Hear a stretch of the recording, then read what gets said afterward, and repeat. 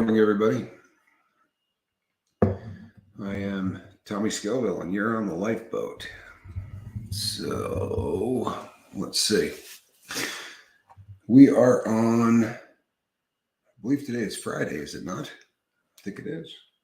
Pretty sure that we're starting the weekend. I'm glad to see all of you here. So, you saw the very cute thumbnail of a kitty underneath the covers. And the plan today was to talk about sleep. And I don't know, we'll see if that happens. I didn't sleep last night. I had a rugged night. Couldn't get to sleep for a whole host of reasons. Some of it, I think, is probably because I dumped a whole lot of crap last night, and then I sort of sat and went through that on my head. But it's I was talking to somebody else who is a YouTube personality, I guess you could call them, and he was saying some things about, well, as a content creator, you blah blah blah, and as a fellow content creator, and it got me thinking. Because I don't know that that's what we do here, right? I'm not sure that I'm a content creator. I don't know that that's that the lifeboat has got a whole lot to do with creating content. I asked this content creator. I said, "How many of your subscribers do you think you know pretty well?" And he said, "A lot of them." I said, "So you know their real names, not just their avatars? You ever talk to any of them on the telephone?" And the way that he said no was like, "What are you, an idiot? You did what?" So I think we're a little different than the average channel and the average content creator. I think that that's probably a fact. And the job to sit in front of the microphone and talk about sobriety is really not that difficult a thing to do. It's not. If you really dig the subject matter, if it's something that's close to your heart and soul, then it's a fairly easy job. 2 hours a day, it's probably a little more than most content creators are going to be doing, but it shouldn't be too hard to come up with 2 hours a day if you're talking about something that is important to you. And obviously, sobriety is something that I care a great deal about. But if you're going to create content, what you have to realize is this, that on the same channel, I have Arabs and Jews, two people who traditionally don't get along very well, right? I have Christians, pagans, witches. I have almost every single part of the spectrum in terms of personality and belief on this boat. And part of keeping it running is to try to keep everybody happy, which is a very difficult thing to do. And I think for the most part, everybody does an awful lot here to help me out on that. I really do. So let's all try to get along. It's going to be a better world if we did. I think it would be a much better world if we did. So I didn't sleep very well last night. And sleep is something that you don't even start thinking about until you get older, right? If you're married, if you have a significant other, a girlfriend, boyfriend, whatever, and you wake up in the morning and you say things like, "How did you sleep?" Right? Do you remember anyone saying that to you as a kid? Right? Of course not. Because as a kid, you went and fell down on the bed, and within a minute or two, you were unconscious. And you're the kind of unconscious that somebody could come in, pick you up, make the bed, set you back down, and you wouldn't wake up. And I think a lot of that has to do with the fact that when we're kids, we almost play like kittens or puppies, right? I mean, we go full bore, or used to. I mean, nowadays kids sit in front of computer screens and do some different stuff, which is why these days they're actually talking about depression among kids. Did you know anybody growing up that had problems with depression? Did you know any kids who were struggling with depression growing up? Well, see, it used to be pretty simple stuff. The sun came up, you went outside. When the streetlights came on, you came back in. and you were going at about 110 miles an hour the entire time. So that by the time you got home, ate something, watched one or two shows on television, you were ready for your head to hit that pillow and you were going to sleep the way a kitten does after it's played for 5 or 6 hours, just unconscious. We've talked many times here about the importance of sleep. Forget resting your body, right? That's good stuff. You want your body to heal, you want your muscles to chill out and all that stuff. Forget about all of that. Because in the scheme of it, that's nothing. It really is. It's nothing. You could probably go 3 or 4 weeks with your body just really hurting, right? I mean, there are people who train for Olympic events and all day, every day, they beat the ever-loving crap out of their body. And some of them do it literally for years. And you can learn to live with pain. You can learn to live with the discomfort that's brought on by that kind of exercise, by your muscles being in pain. But you can't make it more than about 7 or 8 days on the brain if you do not allow your brain to get enough sleep. Really terrible stuff starts to happen. And I've talked about the sleep study I did in college many times here on the boat. And by the time they had deprived me of rapid eye movement sleep for a long enough period of time, I started to dream with my eyes open. True story. My brain started to work out the problems that I was having while I was still awake. So I was seeing things in the room that were not there. I was hearing things that were not happening. That's a really extreme example. What if you're just depriving yourself of 2 hours a night, every night, for years? What do you think you're doing to yourself? It's a really interesting question, isn't it? If you go back 35 years and you ask the average American, how many hours of sleep do they get on average? The answer was 8 hours of sleep. The average American slept 8 hours every single day, just 3 decades ago. Now it's 6 hours. Do you think maybe in the last 30 years we have figured out a way for us not to need 8 hours of sleep? Because if that is your thought process on this, then you are absolutely off base. Up all night, overthinking. I've been using a special hypnosis for the exhaustion and fatigue. Going to use it now. Hold on a second. Well, go grab a couple of hours, Robin. I would get some sleep before you got to go do what you do. Sleep is really, really important. It really is. This is when your subconscious is going to work through all kinds of crap that you can't seem to work through while you're awake. And you say, Tommy, why would I not be able to work through it when I'm awake? It doesn't make any sense, especially if I'm doing this whole sobriety thing and I'm journaling and I'm taking time to try to figure out what's going on in my head. Why in the name of God would I not be able to work it out during the day? Well, there are things that the brain protects you from. For real.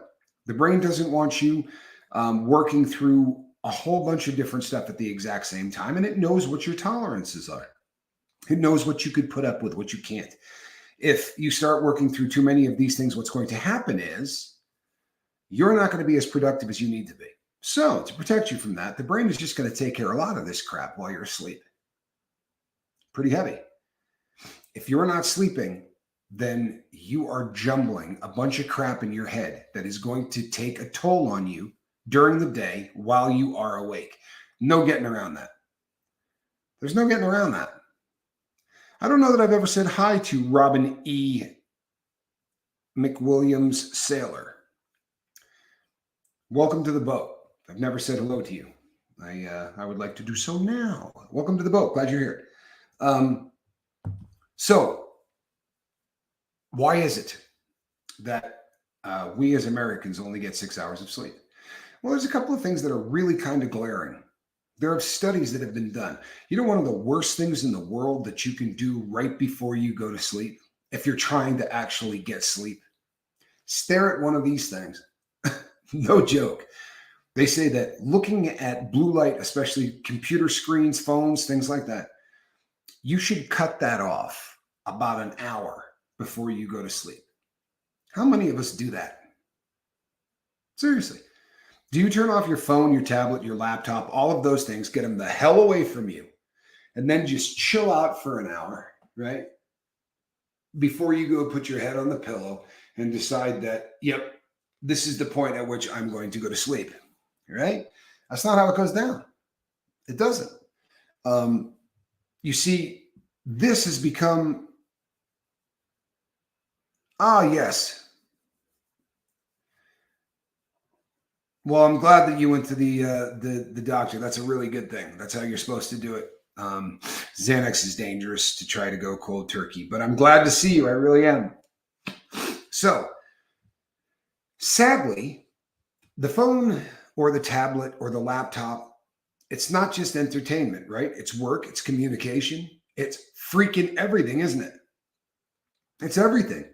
We used to have a telephone that hung on the wall. We'd go over it, we'd pick it up, might do the rotary number if you're old enough. If not, you did the push button number. And that part of the house, right? That was for communication on the phone. That was it. I put that over there. Right? That's there. So there were times that phone was just not a part of your existence. And no one would ever dream to try to contact you after whatever time of the day was appropriate in your household, right? Maybe 10 o'clock, maybe 11, but no one's going to ring the phone at 11 o'clock at night. I knew in my household that if the phone rang at 11 o'clock at night, somebody died. I'm not kidding you. That's kind of the way it went down when I was growing up. It just didn't happen. So that was a part of our lives that stayed over here, compartmentalized. Probably a pretty good concept, right?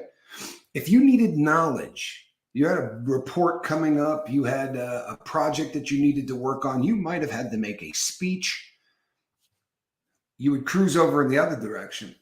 And somewhere in the house on a bookshelf, you would have from A to Z encyclopedias. Maybe the Encyclopedia Britannica, but something, right? The encyclopedia. And this was a huge thing if you needed to go get information.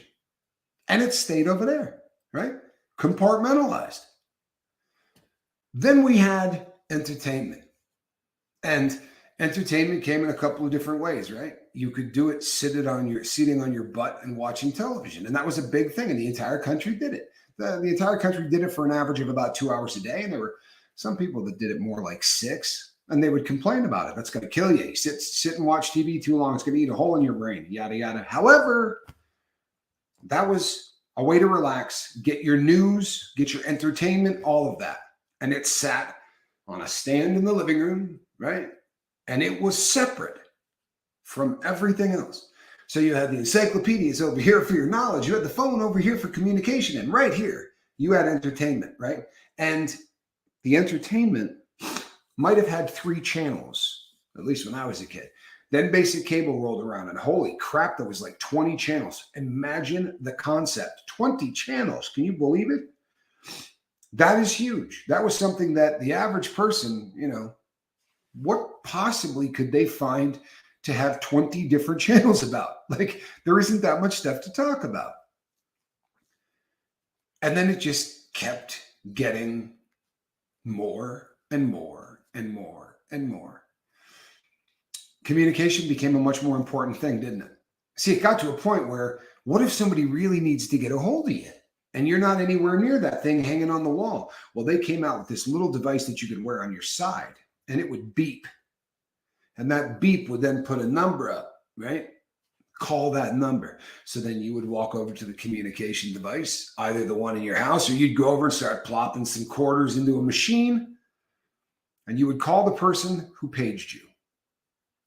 Started downhill right about there, right? Now it was getting a little bit harder to actually disconnect from the phone because people could get a hold of you even if you weren't near the phone. Well, that sucked. That was the beginning of the end. I really believe that.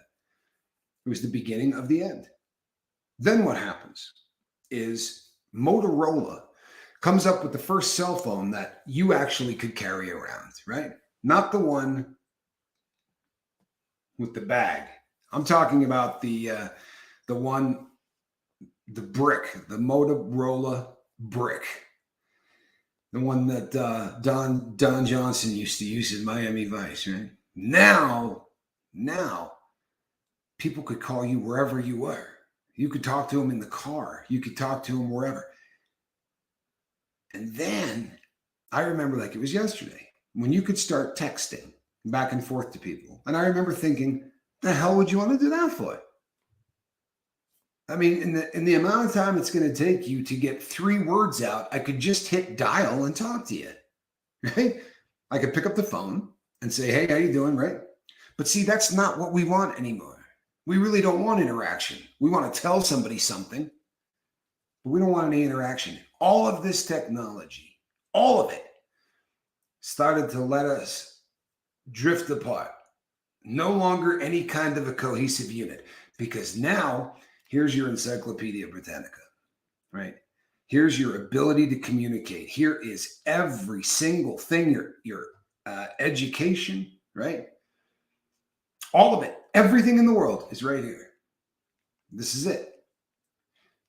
Do you get this thing out of the room an hour before you lay down to go to sleep? I think if you're being honest, there's no chance in hell that you do that. Snotface, good to see you. I think more than likely, within a couple of minutes, you're doing this number right here, right? I mean, right before it's time to go to sleep, you're just scrolling up, scrolling sideways, scrolling down, right? Isn't that what we do? I'm closing tabs right now. I'm literally still closing tabs right now. And this was probably just from last night. We are not getting enough sleep. And it is spilling over into our life, right? It's not just, I'm kind of dragging. I didn't get a really good night's sleep last night. So much more than that. So much more than that. Cuts down on productivity, right? So we're not getting the same amount of work done that we used to. With all of this friggin' technology, with the ability to contact every single person in your entire department with one keystroke. Boy, all of this technology should really streamline stuff, shouldn't it? I mean, shouldn't we be able to do things a whole lot faster and a whole lot better now than we ever did before? Yeah. And a lot of it we can. The trouble starts when you start talking about things like creativity. Yeah. Things that require you to have non-linear thought. The things that require you to think outside the box. Well, that doesn't happen if you're not getting enough sleep, right? Enough quality sleep. And there are some things that you can do to make sure that you get better sleep. And we take all of them for granted because I was reading sleep studies last night while I should have been sleeping. And I assure you, we don't take care of any of those things. How dark do you make the room? So you have this circadian cycle clock thing in your head, right? This is built into every single one of us.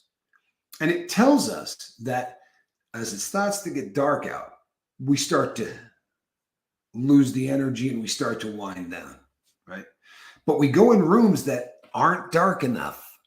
And if they're not dark enough, you're not going to, the part of your brain that says time to shut down doesn't shut down. Doesn't mean that you don't go to sleep. But that part of your brain didn't get the memo. So you're laying in bed and automatic negative thoughts are beating the piss out of you, right? Just giving you the business. So you're laying in bed and you're really having a difficult time sleeping. And you know what? That goes on for about an hour, maybe an hour every single night, right? Every single night. You're laying in bed for about an hour every night. What happens is your body and your mind, it starts to program itself that when you're laying in that thing, you're going to sit and think for 1 hour about all kinds of stuff, probably not pleasant. This is training, no lie. This becomes part of your sleep cycle. This becomes part of what you do in your routine before you fall asleep. And you get to a point where the bed isn't something that represents healing, rest, dreams. No, the bed becomes a place where you wrestle with all of the bad things that are happening in your life. And the more that becomes ingrained, it becomes a self-fulfilling prophecy, because now, even before you go to lay down, you're thinking to yourself, oh man, right? Now what's going to happen? I'm going to lay down and this crap's going to be going through my head. Caffeine. I know people all the time who say, man, I can drink coffee until an hour before I go to sleep. It does not affect me in the slightest. I can lay down. Caffeine does nothing to me, right? No big deal. Yes, it does. And even if you lay down and you fall asleep and everything is groovy, your brain still isn't acting the same way. Studies have been done that you do not want this stuff in your body within 6 hours of when you are going to lay down and actually try to go to sleep. Right? Just cut it out. Don't do it. Just try cutting it out. That's such an easy thing to do. I love coffee. Love it. Just don't drink it within 6 hours of going to bed because you're not going to get the restful kind of sleep that you really want. And that's essential. Crappy sleep is just as bad as no sleep, right? It really is. Now, there are people who put brown noise, black noise, white noise, green noise, pink noise, right?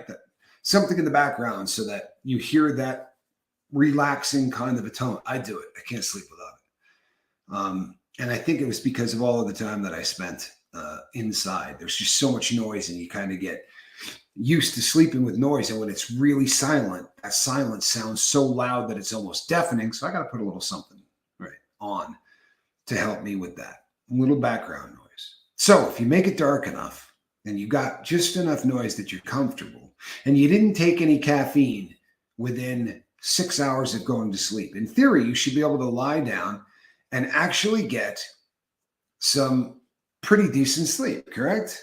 I mean, that's the theory. However, some people think that it may be a little easier to sleep if you have 1 or 2 drinks, right?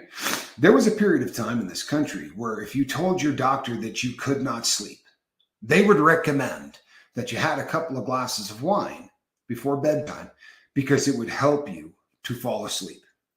We have learned that nothing, and I do mean nothing, is worse for sleep than booze. Oh, you'll go out, right? But what we're doing when that happens is we get our subconscious buzzed.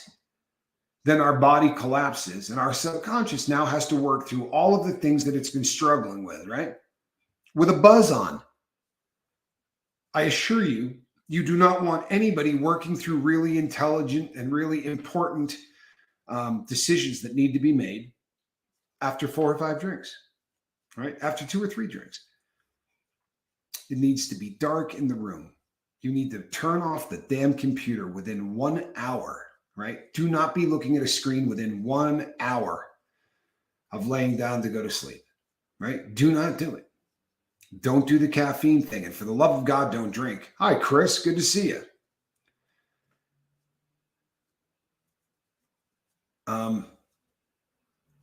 It's a challenge for those of us who have spent a lot of our lives in the drug game.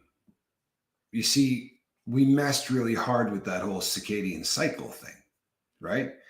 I mean, there are 2 distinct camps. One takes a drug that makes it very easy to sleep. Right? You go on the nod, and there's a ton of different drugs that make it easier to sleep, right? They're all in the sort of the downer family, right? And then there are the other drugs that keep you awake, right? They keep you awake. And for those individuals who are taking either of those directions, we screw up our sleep cycle. Sometimes, we do this for 6 years or 10 years or 15 years or 30. And now you have to start relearning what it means to go to sleep and actually get a good night's sleep. So I'll get back to the first question that I asked. When you were a kid, did anybody say to you, hey, how did you sleep last night? Of course not. But as a kid, you ate when you were supposed to eat, right? You got enough physical exercise every day to guarantee that when the time rolled around, you were going to be tired, right? And guaranteed you weren't staring at a computer screen or a phone, right? They didn't exist. So we had no problem whatsoever sleeping. Do you know that there are kids all over the US with sleep disorders? Did you know a kid growing up that had a sleep disorder? Honestly, do you know kids who had to go to the doctor because they weren't sleeping right? What the hell's happening? This thing right here is a bigger enemy to sleep than meth. For real. I mean, at least when you do meth, you know that there's no chance in hell you're going to sleep, right? You planned it. Well, I did meth. Obviously, I'm not going to sleep. The phone is insidious because it doesn't make you think that, it's going to keep you awake. Do you know how many people say, well, I'm going to read before I go to sleep? Reading really helps a person go to sleep. I believe that, right? I learned that in prison. If I read right up until like the last hour and a half before lights out, those lights went out and so did mine. I was asleep in a matter of seconds. Now, you know how many people are reading on a Kindle, right? Reading on a laptop, a tablet? I assure you, you're not getting the same effect if what you're reading is from a lit screen. Well, you know what, Tommy? I use the dark out version. I don't give a crap what you use. It is completely different what it does to the brain. And the studies have already been done.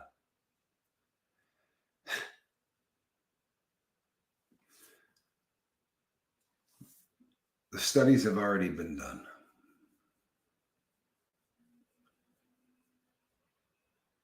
Yeah. Ever have one of those days? Reading does help. It absolutely does help.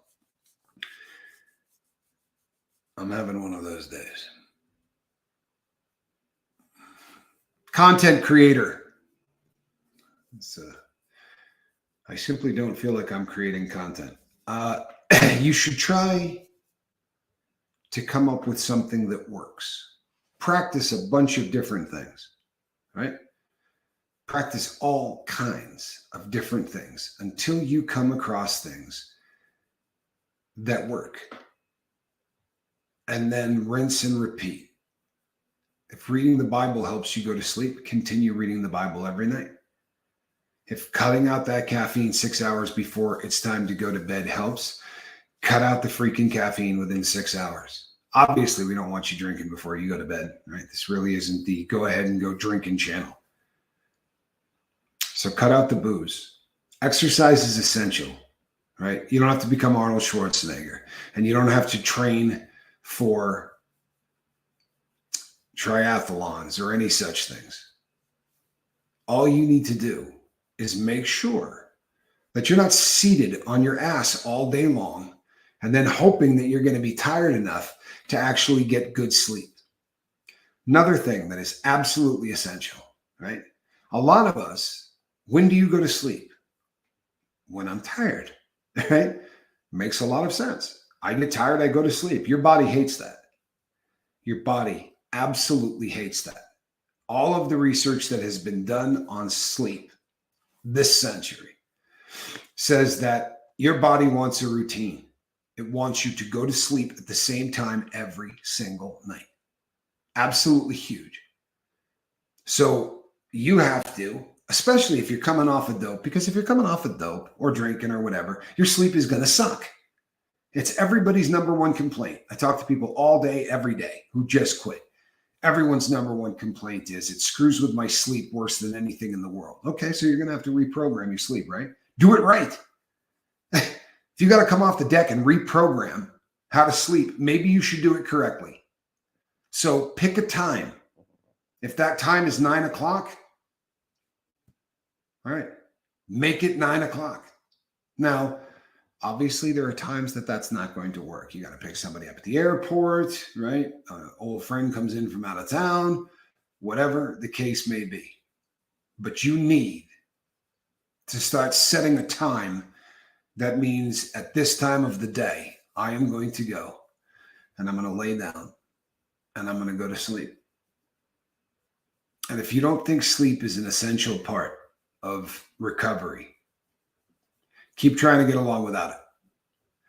You'll drive your body to the point where it gets really pissed off. And then the automatic negative thoughts will convince you that the only reason you don't sleep right is because you stopped taking insert your favorite drug of choice here.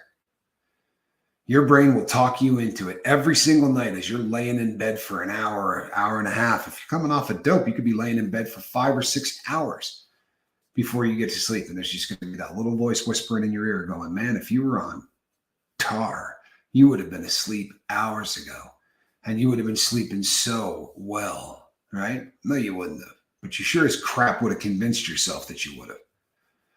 Audiobooks, actually, there's a lot of science to say that audiobooks work really well, Patrick. You're right. One of the beautiful things about audiobooks is you can turn the lights off, right? And still be able to use an audiobook. Make sure you're not looking at the lit screen. Make sure that there's a way to darken that out completely. Dark out shades are a great thing. They're also expensive, but one of those little numbers that you wear over your eyes, those are cheap, right? You know, in the 1950s sitcoms, the guy would always put the little thing on, or on airplanes, they give them to you because they're not going to dim the lights. Those things are fantastic to keep the lights out. And you will absolutely sleep better in the pitch black than you will any other way. Even small amounts of light does mess with your sleep. It's just a reality. If you are not eating correctly, that would be 3 meals a day. If you're not eating 3 meals a day and you're not exercising, and you're not doing all of these things, journaling, right? One of the reasons journaling is so huge is because you're not going to lay down with all of that stuff coursing through your brain. The automatic negative thoughts, instead of sitting there and working on you, well, you put them out on a piece of paper, right? You gave them an outlet. You wrote things down. Found that trying to stay awake gave me a way to sleep.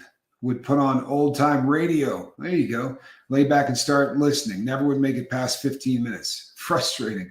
Used it at night to sleep. Old radio shows are great for the same reason that audiobooks are, right? It's going to engage your mind. It is going to make you assemble the words that